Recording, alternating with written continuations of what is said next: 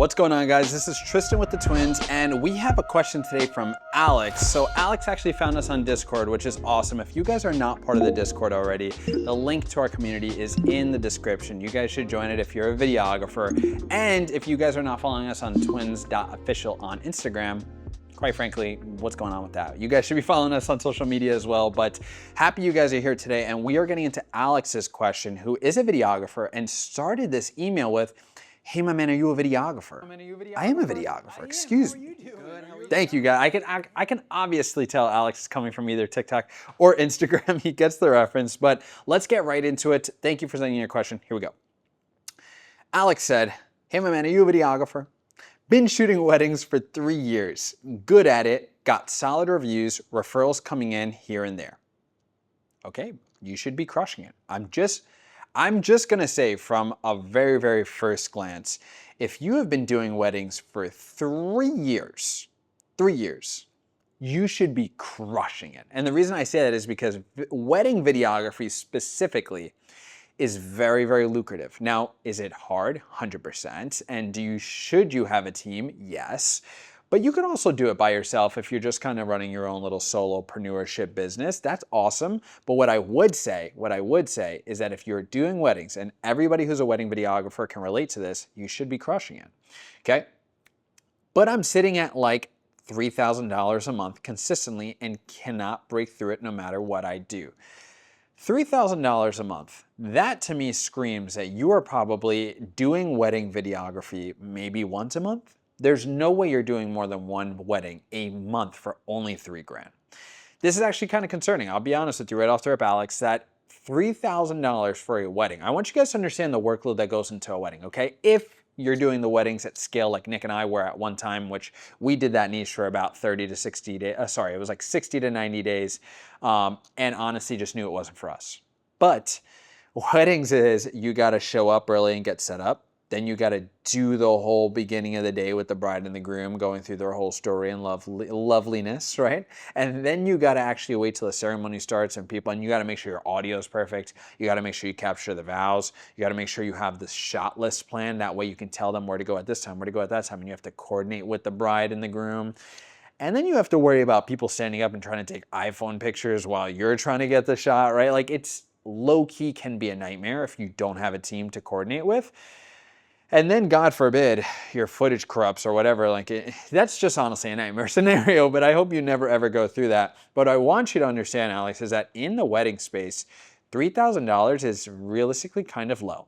And I really hope that you're referring to maybe one wedding a month, because any more than that, yikes, it's too much work. And especially if you're doing the editing, I would be curious, are you doing the editing yourself?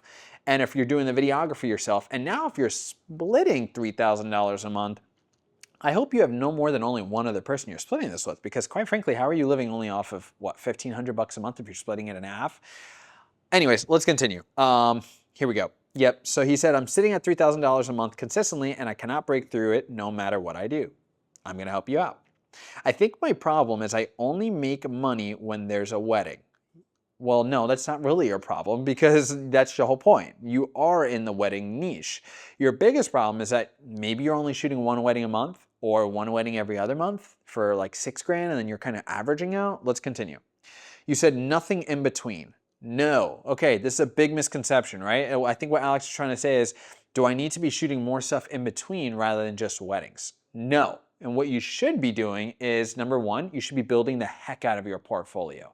The reason I say that is because in the wedding space specifically, if you go to pitch a very, very high ticket package to a client that wants the beautiful cinematic wedding video that they're gonna remember for a lifetime, and remember, the wedding only happens one day of their entire life, so God forbid they go with someone cheap and don't get the wedding video done the right way, I mean, you are kind of in the best niche to sell. I'll just be honest, I'm kind of jealous of you because I remember being in that niche and just being able to sell projects left and right. But as a wedding videographer, you have tons of leverage, because not only are you just being dead serious when you say, "Hey, you only get to do this once. Did you want to do it the right way, or did you want to go with someone cheap?" You have lots of leverage in this space, but you need portfolio to back it. Because if you're not someone that has tons of work to show for in the wedding space, you can also get ran over. Because a lot of the time, when they're trusting you with one day of their life to get perfect, if you don't have videos to show for, a lot of skepticism will go down, right? And it just depends on who you're trying to cater to. Are we trying to cater to the person on a crazy budget on their wedding day, where most of the time that word budget doesn't even exist on a special day like that? People are just like, hey, I'm gonna spend money because this is one day a year, one day out of my lifetime that I need to get right. So anyways, let's continue, right? He said nothing in between. January and February were basically dead and I had to dip into savings. Okay, sorry to hear that. If January and February, what are we in April now? So you've been, I wonder how March was. I really wonder how March was. But if in January and February you're getting no work, this is a big thing. Any niche, not just wedding at this point, guys. If you guys have months where you're just completely dry, there's one of two things that are happening, okay? Number one is you're just lazy, right? There's just like, there's no excuse for not having a gig. And that doesn't mean that you have to get paid. Right? If you are newer to this space, in this case, you're not, right? 3 years is a long time. But if you are newer in this space, your butt better be shooting every wedding you could possibly get to. Even if you are asking another wedding videographer, hey, can I come on site with you today? Shoot for free to get experience. I'll be a secondhand shooter for you. You can use my shots if you want, but I just want experience. And maybe you're paying another wedding videographer, not telling you guys I'm giving you the secrets, but I kind of am. Maybe you're paying another wedding videographer to let you come onto the site with them that day, right? Because most of the time, if you're gonna ask another wedding videographer, hey man, I'd love to shadow you today, you gotta add some sort of value. You can't just expect some other guy who's been doing it for maybe 5 years to a decade to just welcome you on to the most important day of someone else's life just to get free value for yourself, right? Like, don't be afraid to like, I know it sounds funny, but we are running a business here. It's not always about making $1 billion right away. It's about how do I build the relationships so that way my business can flourish in the future. So for you, I would really highly recommend reaching out to other wedding videographers who are in your area crushing it and just saying, hey man, would love to shadow you on a wedding.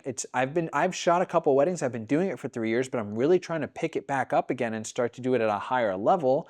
Is there any way I can get on a call with you? I'd love to pay you for your time and talk about how I can contribute to a wedding day just as a secondhand shooter.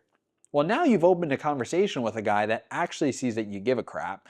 Number one, you're not trying to just leech off of him.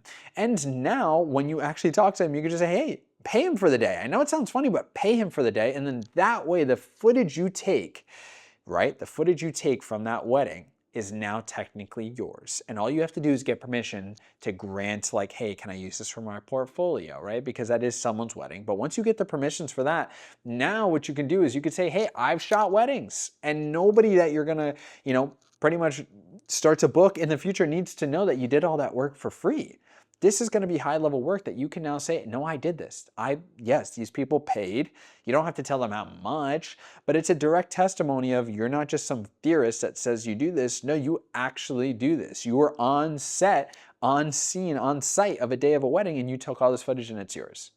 And now you can make your own little beautiful little cut documentary kind of wedding video, whatever you want, and you can market that. You can use that as a marketing piece, and not only as a marketing piece, but as a testimonial. So the next time you jump on a call with someone who wants to get their wedding filmed, you can show it to them and be like, yeah, this is the level of work I do. And now it's way easier for you to sell rather than just coming from this guy that hasn't been booked for 2 months, right? So there's no excuse to not be booked, even if you have to get out there and work for free. Then he said, here we go, I keep thinking I need to book more weddings, but honestly, I don't even know if that's the answer anymore. Again, I want you to take what I just said and really put that into practice. The next best piece of advice I could give you is make tons of connections with wedding planners. And the reason I say it is because if someone is planning a wedding, let's say you reach out to 100 wedding planners and your pitch to them is, you guys should be taking notes on this, is kind of golden advice that we used. But if you guys want to go ahead and reach out to wedding planners and say, hey, would love to get in the space of wedding videography. I've been doing it for 3 years and I love creating new relationships with other planners. Love to schedule a quick call with you. Can I treat you to coffee? Get on calls with these wedding planners. Now you got to add value, right? So when you're on these calls, very similarly enough, how you do with videographers, tell them, hey, for the first wedding you get me as a wedding planner, I won't charge a dime. I'll actually give 100% of the profits to you.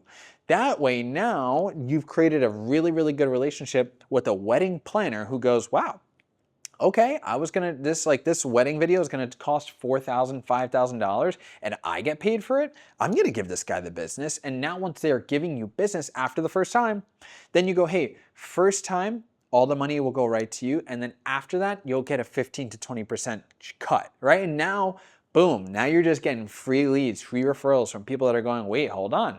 I'm making money from this. Why would I not continue to refer this guy out or this girl out? And now you're making money from a direct referral, which is quite frankly the most powerful referral you can get is word of mouth, right? So big advice for the right there. And that's big, big, big golden secrets right there. That not even as secrets, but it's stuff that people are not doing. So I would do that, get out of your comfort zone and do a bunch of those. Lastly, Alex said, am I just in the wrong niche or is there something I'm missing about how to actually build this into something that pays me year round? My brother, there is no shortage of weddings.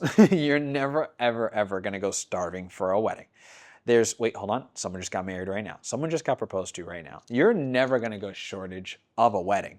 What I will say is the number one thing that's probably lacking right now is your marketing. Right? How are you even reaching out to people that are getting married? Or not even them, the planners, or other wedding videographers, photographers. Photographers could be another big one for you, right? What I would do is I would reach out to a bunch of wedding photographers. And then once you reach out to the wedding photographers, reach out to them with the, hey man, see that you're a wedding photographer, I'm a wedding videographer.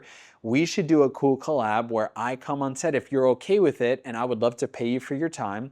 But now piggyback off of a wedding photographer, incentivize them with a percentage cut or some sort of money, and then say, hey, if you wanted to pitch what I offer to your clients, and maybe I could be like, I can cut up some clips for them during their wedding video, or create a wedding video for them at a super discounted rate, I'll give you 50% of whatever you can sell for me. And now you're having other people sell for you. This is just like, I'll just be honest, Alex, the only reason you're struggling right now is because of your marketing plan. You probably don't have a clear way to get clients. And this is where lots of people struggle. They think maybe posting on Instagram is gonna solve it, or reaching out to a couple people once, twice, 3 times a week is gonna solve it. That does not actually solve the problem. Quite frankly, your problem, the only problem you have right now is a marketing problem, which is really, really easy to solve with a little bit of effort. So anyways, Alex, thank you for your question. Again, guys, thank you for being here. If you guys are a videographer and you currently have a question, maybe that came up while you're watching this video, our link to send us emails is in the bio under twinshelp@gmail.com. You guys can send us an email whenever you like. We're getting a bunch of you guys, especially who live in our Discord community, which again, if you guys are not part of our Discord community, it is free in the bio. You guys should join. I believe there's close to 200 videographers in there right now that are building with us, get to see our wins, get to post their own wins, and ask questions that are relevant in this space. So if you guys had a question that I did not get to, please go ahead and send us an email down below, and we'll see you guys in the next one.